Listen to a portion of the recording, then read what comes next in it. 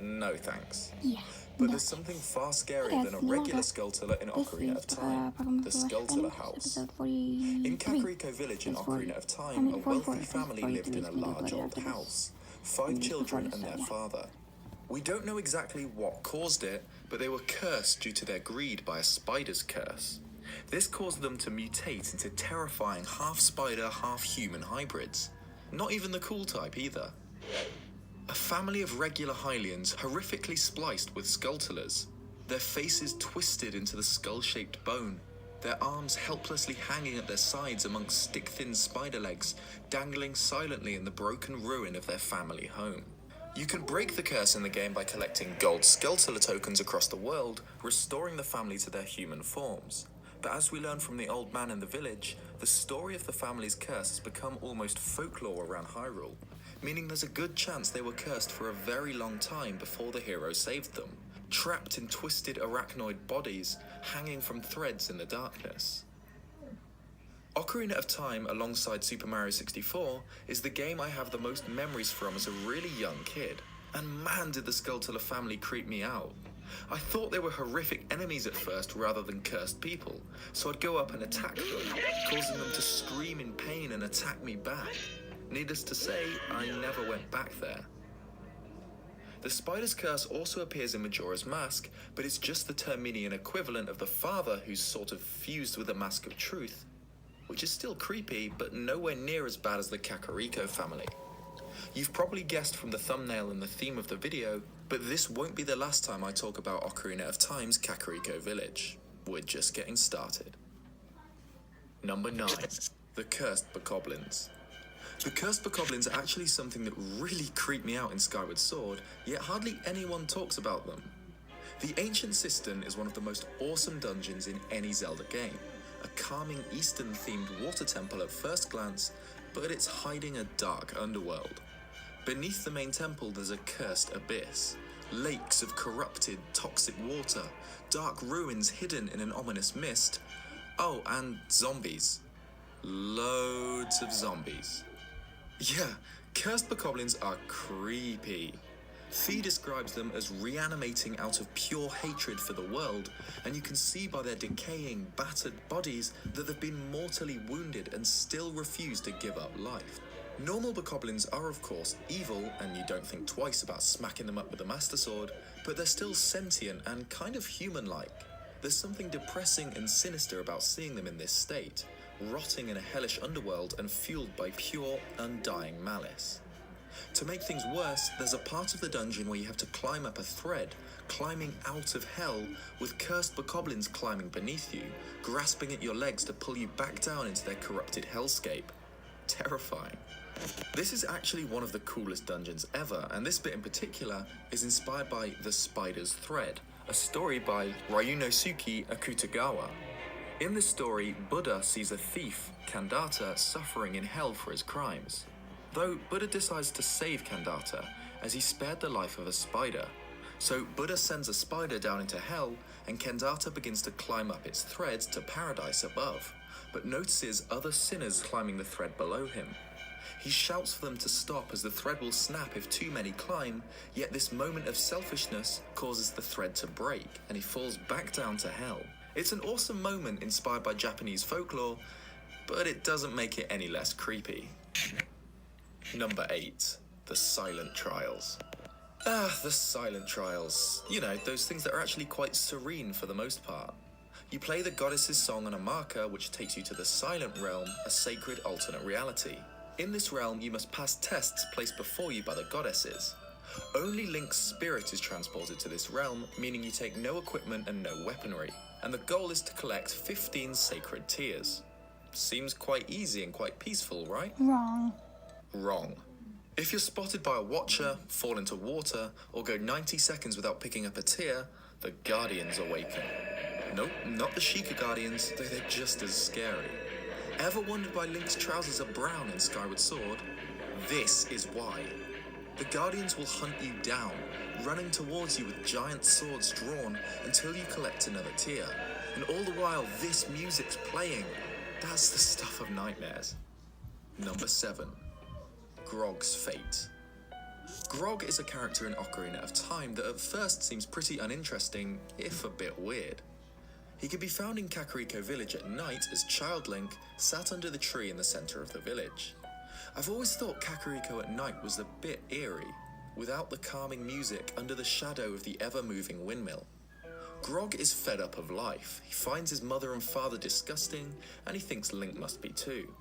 If you talk to him with a mask on, however, he says he believes he is a genuinely good person at heart. You can get that bunny hood in Grog plays a part in the Big Goron Sword trading side quest, when Link receives Kojiro, the blue cuckoo that was once Grog's pet. It's revealed that it hasn't crowed at all since Grog left, though. It turns out that Grog left Kakariko Village for the Lost Woods, presumably because of how unhappy he was in his hometown.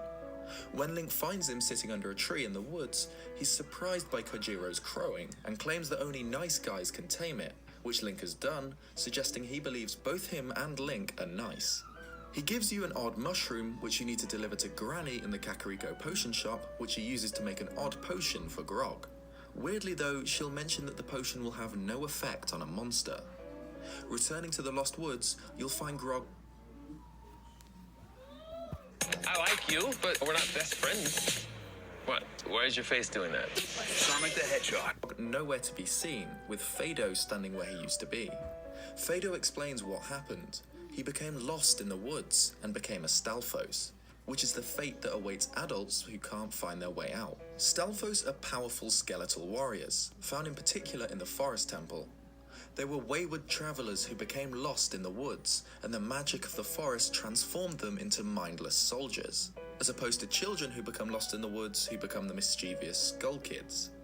Grog doesn't appear later in the end credits at Lon Lon Ranch, even though most minor characters do, suggesting that he really did lose his way in the Lost Woods and become a Stalfos, wandering the forest in a skeletal form, alone for the rest of his days. Grog was someone who was unhappy in his hometown, like many of us are, someone who felt the need to up and leave to spend time alone. However, he wandered too far, into the magical Lost Woods, where he became disoriented and never found his way out again. It's cruelly ironic how, in the end, Grog became something far more disgusting than the family he despised. Number 6. Morpheal. Moving on to one of my personal big fears. Deep open water. Because of this, the Morpheal boss fight in Twilight Princess is easily the boss that scares me the most in Zelda.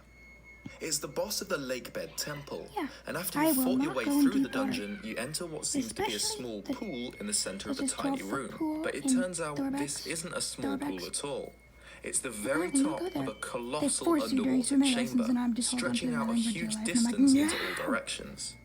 You need to don the iron boots and sink past some gigantic stone pillars to the very bottom of the room where Morpheal lurks.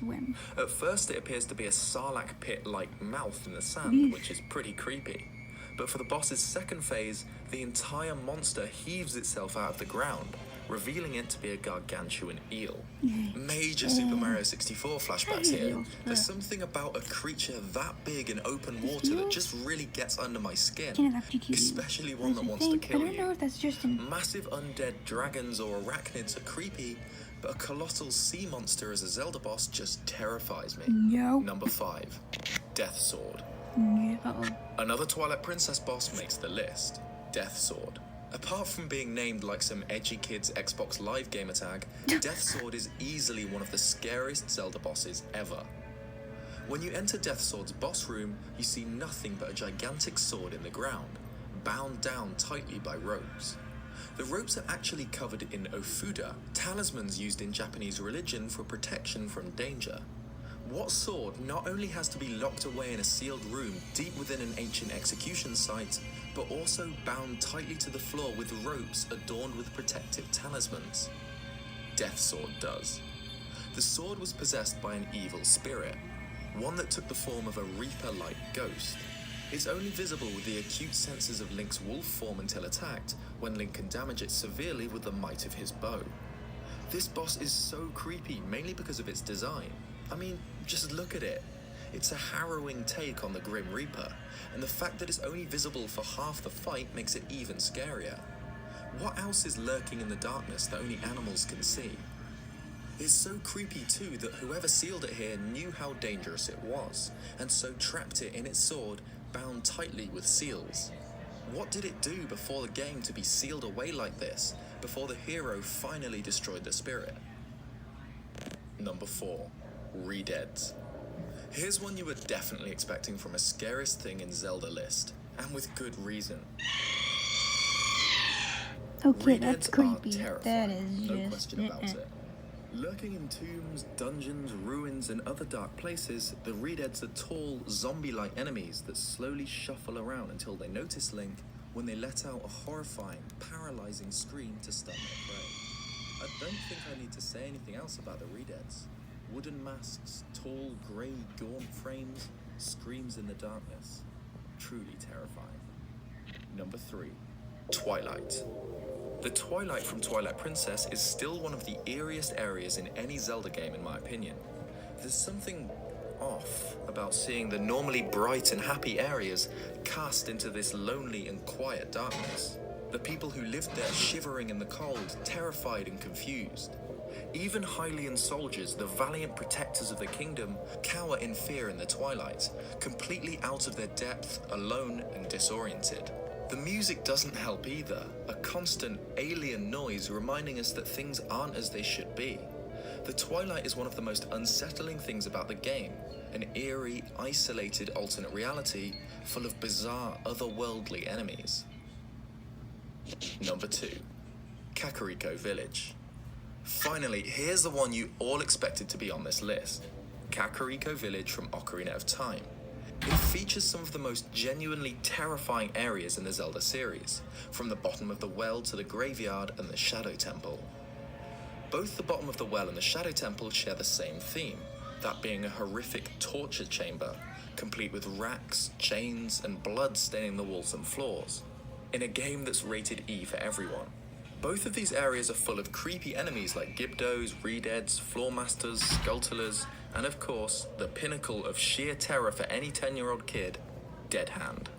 What the hell were Nintendo thinking putting this thing in the game? I hate fighting it, even now. It's just so... ugh. Look at it, it's covered in blood in a room full of actual human skulls, grabbing at you with countless long, gangly arms that claw their way from the ground. No, thank you. Hyrule's pretty much half saved by this point. I think that's the furthest we're gonna get. To make it worse, you have to fight this horror twice. Come here, once in the Gigi. bottom of the well and once in the Shadow Temple. Come on, Carmel. They obviously thought this horrific nightmare made flesh was so great we'd enjoy fighting it twice. Fuck no, get it away from me. But jokes aside, these are some of the coolest areas in Zelda. I love darker elements in the games. Conquering these dungeons makes you feel like even more of a hero. And Dead Hand, because of being the complete nightmare fuel that it is one of the most awesome and intimidating mini-bosses in the whole series. Come here, Carmel. Number 1. Deku Butler's Son. Majora's Mask is a very creepy game. It's full of some of the weirdest, most unnerving characters the Zelda series has ever seen. All while the moon itself is hurtling towards Earth, wearing that same menacing grimace. But for me, nothing in the game is more sinister than the fate of the Deku Butler's son. A loyal servant of the Deku King, the butler's life is racked with worry and sorrow for his son, who left home for seemingly no reason. He says he used to race with his son, yet now simply wishes that his child write him even a letter, just to let him know that he's okay. But at the very end of the game's end credits, the music fades out into the game's ominous opening theme, where we see the Deku Butler mourning over a tree, seemingly weeping in front of the tunnel near Clock Tower. This tree can be seen at the start of the game. Tattle mentions that Link's Deku form looks similar to the tree and that it looks dark and gloomy, almost like it could start crying. The game's hinting at the sinister truth, and Hyrule Historia confirms it. The Skull Kid tore the Deku Butler's son's soul from his body, and with it cursed Link into the form of the Deku Scrub. All of the other transformation masks in the game, with the exception of the Fierce Deity's mask, contain the souls of their deceased owners, and so too does the Deku mask.